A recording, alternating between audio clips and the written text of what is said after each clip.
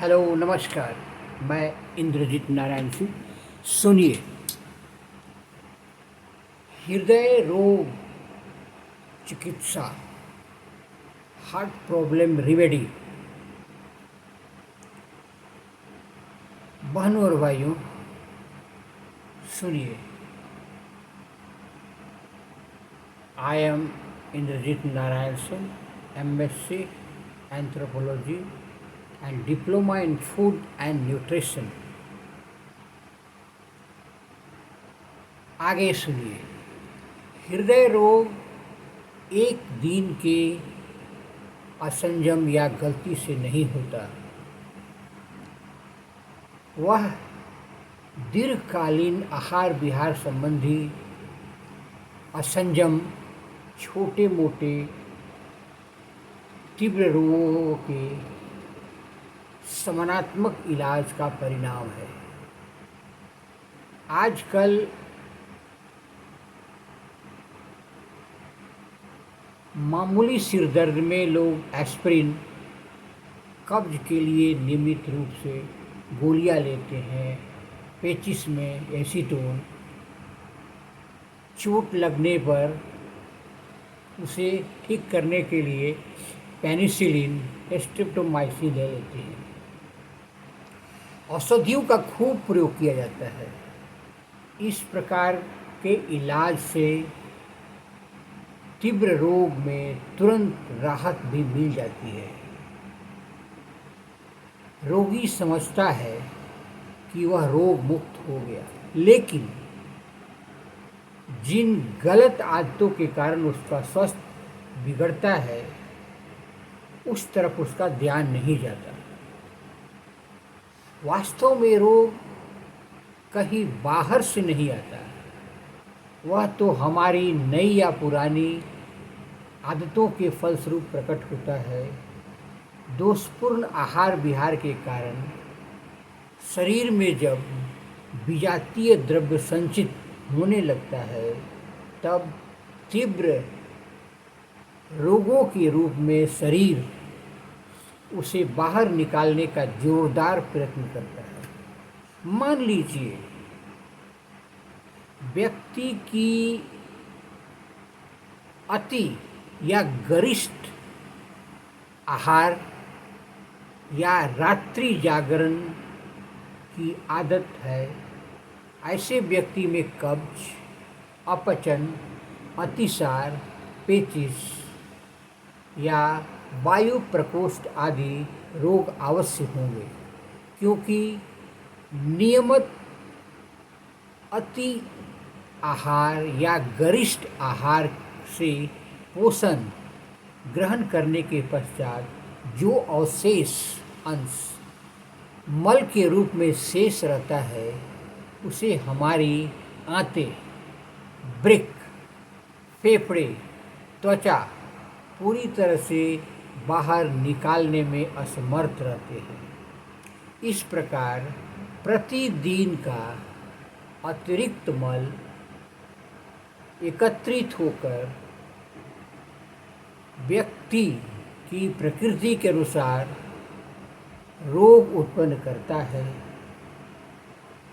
यह संचित गंदगी चर्म के द्वारा बाहर निकलने पर खुजली, दाग आदि चर्म रोग, आंतों के आंव, पतले दस्त के रूप में निकलने पर अतिसार या पेचिश आदि, आंत्र रोग, कफ के रूप में नाक, गले से निकलने वाले सर्दी, खांसी पैदा करती है।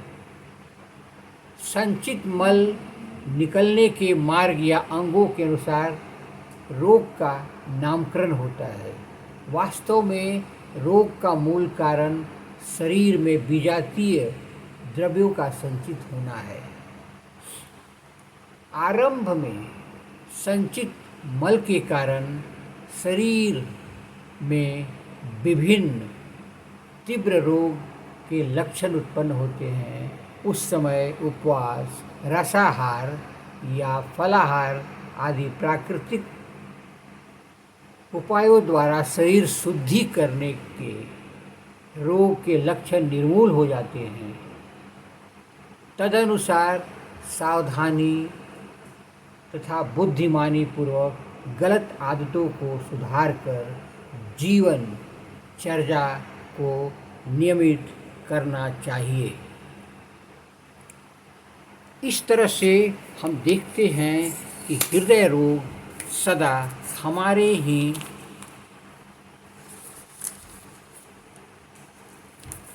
विभिन्न प्रारूपों में शरीर में प्रकट होते रहता है।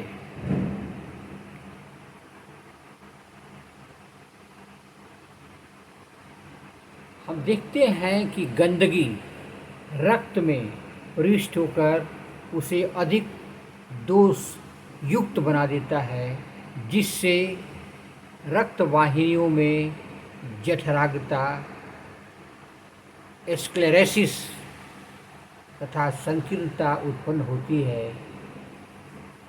ऐसे रोगग्रस्त संकीर्ण रक्त वाहिनियों में रक्त संचार करने के लिए हृदय को अधिक श्रम उठाना पड़ता है।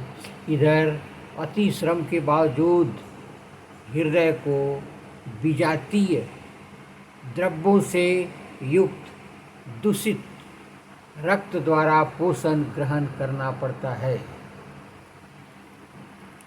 जिससे कालांतर वह रोगाक्रांत हो जाता है और हृदय शूल, हृदय पेशी वृद्धि, हृदय कोष्ठ विस्तार या हृदय कपाट विकार संबंधी विभिन्न जटिल रोग लक्षण उत्पन्न होते हैं।